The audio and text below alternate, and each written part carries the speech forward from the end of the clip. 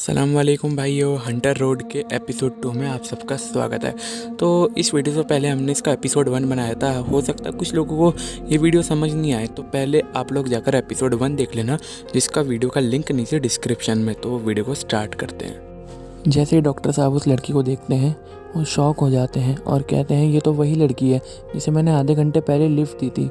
Nurse सुनकर कहती है ये आप क्या कह रहे हैं, 1 घंटे पहले इस लड़की को यहाँ पर हॉस्पिटल में लाया गया है और आप कह रहे हैं आपने इसे आधे घंटे पहले लिफ्ट दी थी। डॉक्टर साहब कहते हैं मैं मजाक नहीं कर रहा, ये बात सच है। मैंने इस लड़की को आधे घंटे पहले लिफ्ट दी थी जब मैं हॉस्पिटल आ रहा था। ये अचानक से मेरी गाड़ी के सामने आ गई थी और ये कह रही थी इसका घर यहीं पास में है, तो मैंने इसे लिफ्ट दे दी। नर्स कहती है शायद आज आपकी तबीयत ख़राब है, आपको आज थोड़ा आराम कर लेना चाहिए। डॉक्टर कहते हैं नहीं, ये लड़की वही है, मैं एकदम श्योर हूँ, जिसे मैंने आधे घंटे पहले लिफ्ट दी थी। नर्स कहती है जी नहीं डॉक्टर साहब, शायद आज आपकी तबीयत थोड़ी ख़राब है, आप जाकर थोड़ा आराम कर लीजिए और आप कल हॉस्पिटल आना जब आपकी तबीयत ठीक हो जाएगी। डॉक्टर कहते हैं ठीक है, शायद मुझे भी लग ही रहा है कि मेरी तबीयत ख़राब है। जब डॉक्टर वहाँ से जा रहे होते हैं, उनके माइंड में वही लड़की का चेहरा आता है। वो कहते हैं यार मैंने इसे यहीं देखा था। वो उसी सुनसान रास्ते से जा रहे होते हैं और जैसे ही वो वहाँ पर जाते हैं उन्हें जंगल वही दिखता है। उन्होंने सोचा क्यों ना एक बार इस जंगल में फिर से जाया जाए, लेकिन डॉक्टर साहब वहाँ पर देखकर चले जाते हैं अपने घर की तरफ। जैसे ही डॉक्टर साहब वहाँ से अपने घर चले जाते हैं, वो रात को सोने लगते हैं। जैसे ही वो रात को सोते हैं, उनको रात को ज़ोर से दरवाज़ा खटखटाने की आवाज़ आती है। वो जाकर देखते हैं, वहाँ पर तो कोई नहीं होता है। डॉक्टर साहब फिर आकर सो जाते हैं। वो कहते हैं मैंने अभी यहाँ पर किसी के खटखटाने की आवाज़ सुनी थी, अचानक से कौन कहाँ चला गया। ये बात सुनकर वो शॉक रहते हैं, उनके साथ कुछ तो बुरा हो रहा है और फिर वो रात को सो नहीं पाते। अगली सुबह जब डॉक्टर साहब उठते हैं तो उन्हें लगता है उनकी तबीयत ख़राब सच में है, उन्हें वाकई में ऐसा लग रहा है। वो फ़ोन कर कर अपने लिए मेडिसिन्स मंगाते हैं। उतने में ही मेडिकल वाला मेडिसिन्स लेकर आ रहा होता है और जब वो डॉक्टर के पास आता है तो फिर वो कहता है रात आपके घर पर एक लड़की आई थी आपसे मिलने, लेकिन आप यहाँ पर थे नहीं। तो फिर मैंने उसे कहा जब डॉक्टर साहब आएंगे मैं आपकी बात करा दूँगा। डॉक्टर साहब पूछते हैं अच्छा कौन थी वो लड़की। डिलीवरी बॉय कहता है जी मैं नहीं जानता, बस इसने आकर पूछा था क्या डॉक्टर फयाज़ का घर यही है। मैंने कहा हाँ। तो डॉक्टर साहब कहते हैं कि आपने उस लड़की से उसका नाम नहीं पूछा। वो लड़का कहता है जी मैं जल्दी में था, इस वजह से मैंने उसका नाम पूछना भूल गया। डॉक्टर साहब कहते हैं चलो कोई बात नहीं, अब आएगी तो आप मेरा नंबर दे देना। मेडिकल वाला इतना सुन के चला जाता है। जैसे ही डॉक्टर साहब किचन में जाते हैं पानी लेने के लिए, उन्हें फिर से दरवाज़ा खटखटाने की आवाज़ आती है। वो फिर जाते हैं, फिर कोई नहीं होता। वो कहते हैं शायद आज मेरी बहुत ही ज़्यादा तबीयत ख़राब है, आज मैं हॉस्पिटल से छुट्टी ले लेता हूँ। जैसे ही वो छुट्टी ले लेते हैं, वो आराम करते हैं बेड पे। फिर तुरंत ही हॉस्पिटल से कॉल आता है, सर आप कहाँ पर हो, हॉस्पिटल में एक और मरीज़ आया है, हमें आपकी ज़रूरत है। डॉक्टर साहब कहते हैं अच्छा रुको, मैं आधे घंटे में पहुँच रहा हूँ। वो दवाई खा के तुरंत ही हॉस्पिटल के लिए निकल पड़ते हैं। वो उसी जंगल वाले रास्ते से जा रहे होते हैं जहाँ पर उन्होंने उस लड़की को छोड़ा था। वो जाते हुए उसी जंगल को देखते हैं। वो जंगल काफ़ी डरावना, सुनसान और अंधेरे से भरा हुआ था। पूरे रास्ते पर कोई नहीं था। डॉक्टर साहब उसे देखकर सीधा हॉस्पिटल की तरफ चले जाते हैं। वो पेशेंट को ठीक करके वापस घर आ रहे होते हैं। उन्हें फिर ही वही जंगल दिखता है। अब की बार उन्हें उस जंगल में से कुछ अजीब सी आवाज़ें आती हैं। वो उस जंगल की तरफ देखते हुए गाड़ी रोक लेते हैं और वो सोचते हैं कुछ तो ऐसी बात है इस जंगल में जो मैं बार बार इसकी तरफ अट्रैक्ट हो रहा हूँ, बार बार इसकी तरफ खींचा जा रहा हूँ। आखिर ऐसा क्या है इस जंगल में। डॉक्टर साहब सोचकर जंगल के अंदर जाने की सोचते हैं, लेकिन वो जाने से पहले 2 बार भी सोचते हैं मैं जाऊँ या नहीं जाऊँ, क्योंकि इस जंगल के अंदर कुछ तो है जो मुझे बहुत अट्रैक्टिव लग रहा है। डॉक्टर साहब ये सोचकर वो लास्ट में यही फ़ैसला करते हैं कि मुझे इसके अंदर जाना चाहिए।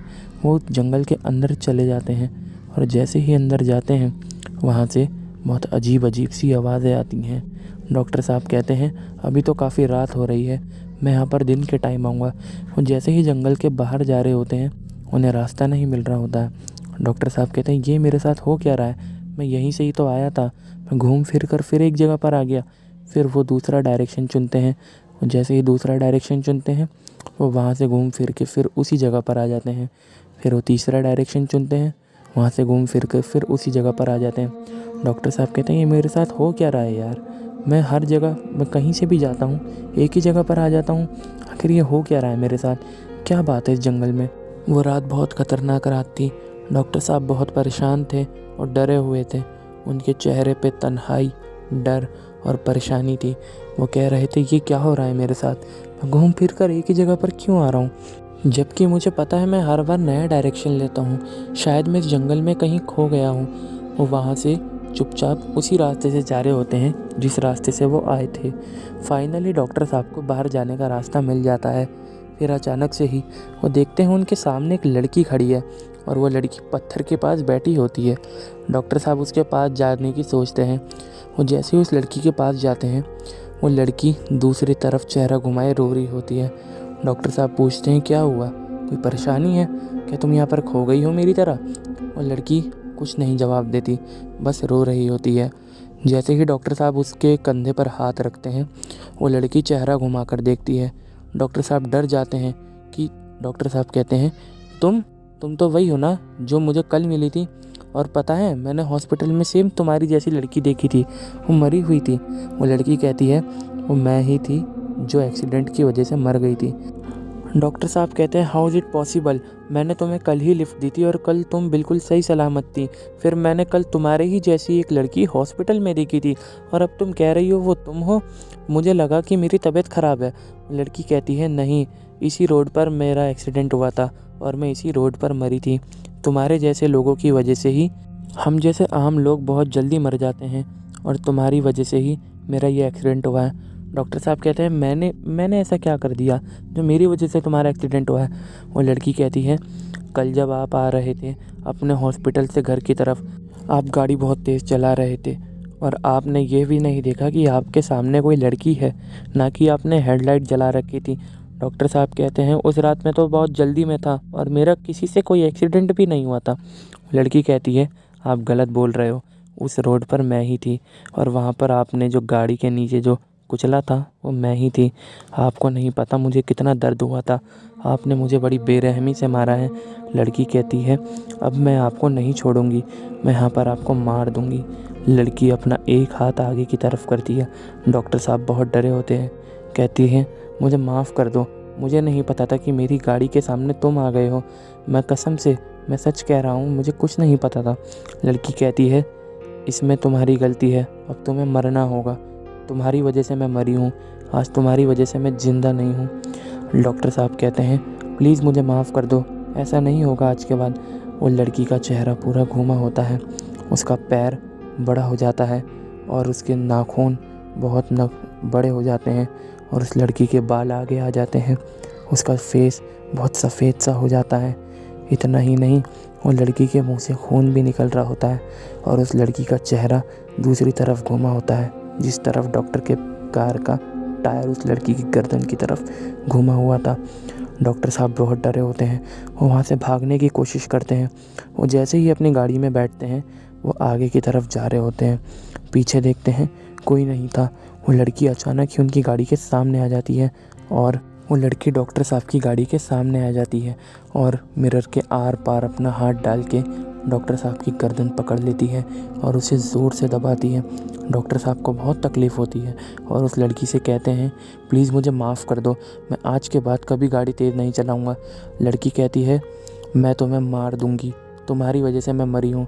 डॉक्टर साहब कहते हैं, देखो, मेरी वजह से भले ही तुम मरी हो, लेकिन मैंने बहुत जानें बचाई हैं, मुझे तो छोड़ दो। मैं वादा करता हूँ, मैं आज के बाद खुद गाड़ी धीरे चलाऊँगा और दूसरों को चलाने दूँगा। लड़की कहती है, फिर भी मैं तुम्हें नहीं छोड़ूंगी, तुम्हारी वजह से मैं मरी हूँ। उस लड़की के मुंह से खून ही खून निकल रहा होता है। डॉक्टर साहब कहते हैं, अगर तुम मुझे मारोगी तो तुम कभी शांति से नहीं रह पाओगी। वो लड़की उसे छोड़ देती है और कहती है, वादा करो आज के बाद तुम कभी तेज़ गाड़ी नहीं चलाओगे और ना ही दूसरों को चलाने दोगे। डॉक्टर साहब कहते हैं, मैं वादा करता हूँ, ना मैं कभी तेज़ गाड़ी चलाऊँगा, ना दूसरों को चलाने दूँगा। अगली सुबह डॉक्टर साहब बहुत स्लो गाड़ी चला रहे होते हैं, लेकिन उस रात उन्होंने उस लड़की से एक बात कही होती है, मैं अब से गाड़ी धीरे चलाऊँगा और स्लो चलाऊँगा।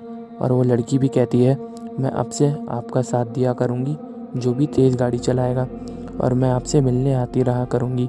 डॉक्टर साहब कहते हैं, जी बिल्कुल, और मैं भी आपसे मिलने का कोशिश करता रहूँगा। उसी वक्त वो लड़की वहाँ से गायब हो जाती है। डॉक्टर साहब बहुत शॉक होते हैं। अगली सुबह एक लड़का ड्रिंक कर कर गाड़ी चला रहा होता है और ओवर स्पीड में होता है। वो लड़का ये भी नहीं देखा उसकी गाड़ी के सामने एक बिल्ली आ गई है। वो उस बिल्ली को कुचल कर चला जाता है और लड़की भी वहीं थी। फिर लड़की ऐसा बहाना बनवाती है जो वो लड़का रात को उस रोड पर फिर आता है। वो लड़की अचानक उस लड़के के गाड़ी के सामने आ जाती है और उस लड़के को मार देती है। लड़की भी अपना वादा पूरा करती है और डॉक्टर भी अपना वादा पूरा करते हैं। वो भी गाड़ी धीरे चलाते हैं और लोगों से भी धीरे चलवाते हैं। दोस्तों, आई होप आप लोगों ने इस कहानी से कुछ सीखा होगा। ड्राइव केयरफुली एंड हाँ गाइज, ध्यान रखिए कि आपके साथ भी ऐसा कुछ ना कुछ हादसा हो सकता है या फिर आप भी ऐसे किसी के साथ हादसा कर सकते हैं। तो मैं यही कहूँगा, आप ड्राइव धीरे करिए और हमेशा लिमिट में रहिए। आई होप आप लोगों को वीडियो पसंद आई होगी। पसंद आई है तो वीडियो को लाइक करना, आपके लाइक से हमारा पावर दुगना हो जाता है, और चैनल को सब्सक्राइब कर देना। तब तक के लिए मैं ज़ैद खान आपसे मिलता हूँ नेक्स्ट वीडियो में। तब तक के लिए बाय।